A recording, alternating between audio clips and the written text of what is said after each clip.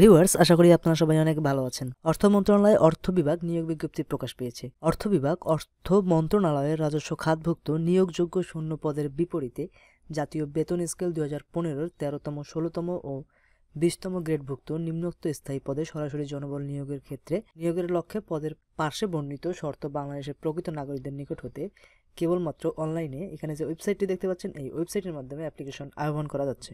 1 নম্বর পদ computer operator, পদ সংখ্যা হচ্ছে 8টি।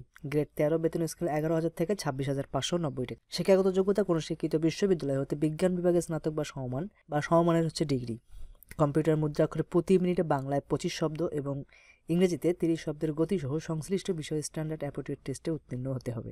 যে সকল জেলার প্রার্থীগণ আবেদন করতে পারবেন: ঢাকা, গাজীপুর, মুন্সিগঞ্জ, নরসিংদী, ফরিদপুর, রাজবাড়ী, ময়মনসিংহ, জামালপুর, শেরপুর, চট্টগ্রাম, বান্দরবান, কক্সবাজার, চাঁদপুর, কুমিল্লা, ফেনী, লক্ষ্মীপুর, নোয়াখালী, রাঙ্গামাটি, সিরাজগঞ্জ, নওগাঁ, নাটোর, চাঁপাইনবাবগঞ্জ, বগুড়া, রংপুর, দিনাজপুর, নীলফামারী, খুলনা, বাগেরহাট, বরিশাল, ভোলা, সিলেট, মৌলভীবাজার, সুনামগঞ্জ এবং হবিগঞ্জ। তবে ইতিম এবং শারীরিক প্রতিবন্ধী যারা তারা প্রতিবন্ধী কোঠায় সকল জেলার প্রার্থী আবেদন করতে পারবেন। দ্বিতীয় পদ 60 মুদ্রাক্ষরে কম্পিউটার অপারেটর, পদ সংখ্যা হচ্ছে 13টি। শিক্ষাগত যোগ্যতা কোনো শিক্ষিত বিশ্ববিদ্যালয়তে স্নাতক বা সমমানের ডিগ্রি। কম্পিউটার প্রশিক্ষণপ্রাপ্ত হতে হবে। 60 লিপি এবং সর্বনিম্ন গতি প্রতি মিনিটে ইংরেজিতে 70 শব্দ এবং বাংলায় 45 শব্দ।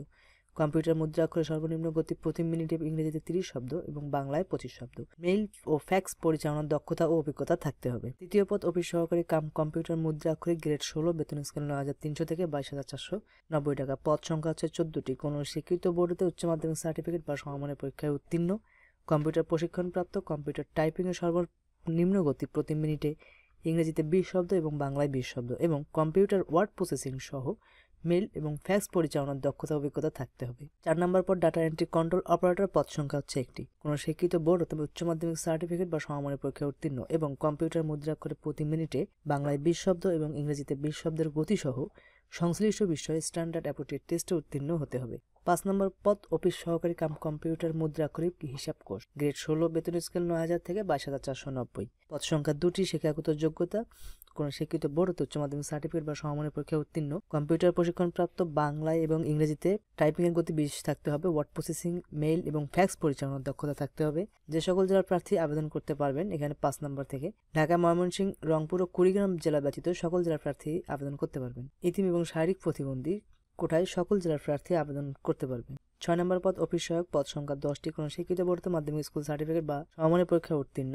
ঢাকা, মানিকগঞ্জ, ময়মনসিংহ, চট্টগ্রাম, বান্দরবান, কক্সবাজার, চাঁদপুর, কুমিল্লা, খাগড়াছড়ি, নোয়াখালী, রাঙ্গামাটি, রাজশাহী, জয়পুরহাট, সিরাজগঞ্জ, নীলফামারী, ঝিনাইদহ, চুয়াডাঙ্গা, কুষ্টিয়া, ভোলা, পিরোজপুর, সিলেট, মৌলভীবাজার এই সকল জেলার প্রার্থী আবেদন করতে পারবেন।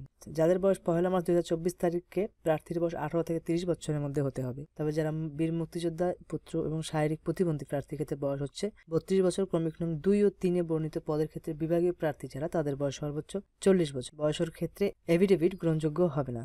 এখানে অনেকগুলো শর্ত রয়েছে। আপনারা অ্যাপ্লিকেশন করার পূর্বে সুন্দরভাবে দেখে তারপর অ্যাপ্লিকেশন করবেন। 1, 2, 3 আমরা একটু 5 নম্বরটা খেয়াল 4-5টা একটু তারপর দেখে নেই।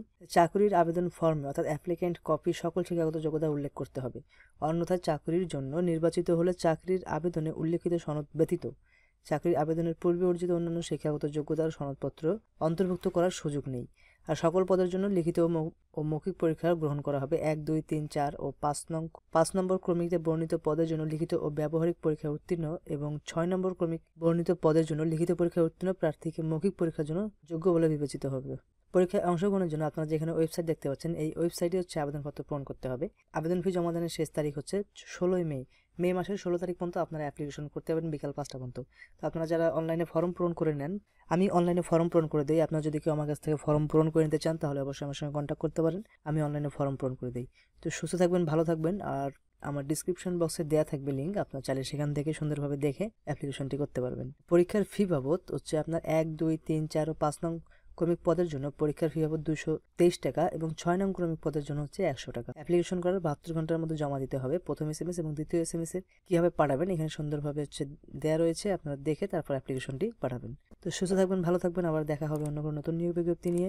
আর আপনারা যদি কেউ আমার কাছ থেকে অনলাইনে ফর্ম পূরণ করে নিতে চান তাহলে আমার সঙ্গে কন্ট্যাক্ট করতে পারেন। আমি অনলাইনে ফর্ম পূরণ করে দিই। ভালো লাগলে অবশ্যই চ্যানেলটি সাবস্ক্রাইব করবেন। যদি কোনো জানা থাকে অবশ্যই কমেন্ট করবেন, আমি চেষ্টা করবো উত্তর দেওয়ার জন্য।